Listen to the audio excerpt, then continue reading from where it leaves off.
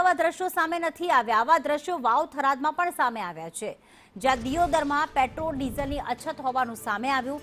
એક તરફ ભાવ વધારો તો થયો જ છે, પણ સાથે સાથે વાહન ચાલકોને અહીંયા વધારે પૈસા ચૂકવવા છતાં પણ હેરાનગતિનો સામનો કરવો પડે છે। આજે પેટ્રોલ ડીઝલનો ભાવ વધ્યો, વાહન ચાલકો પેટ્રોલ પંપો ઉપર પહોંચ્યા ત્યારે પણ તેમને લાંબી કતારો જોવા મળી, અછત પણ જોવા મળી રહી છે।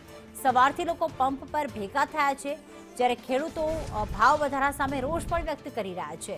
પૂરતા પ્રમાણમાં પેટ્રોલ અને ડીઝલ ન મળતા લોકો આક્રોશિત થયા।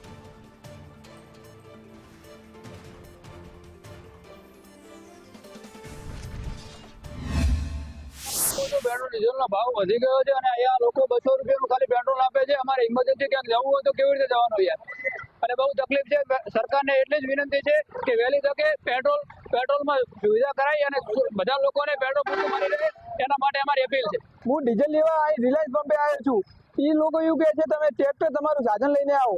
અમારું સાધન લઈને અમે ગોદાથી આવીએ તો અમારે ટ્રેક્ટરનો શું ભાવ પડે? એટલે અમારી મહેરબાની કરીને એવી વિનંતી છે, અમને કેરબામાં ડીઝલ આપો। અમે ટ્રેક્ટર ડીઝલ કઈ 2 નંબરનો ઉપયોગ કઈ કરતા નથી, અમારે ખેતી લાયક ઉપયોગ કરીએ છીએ।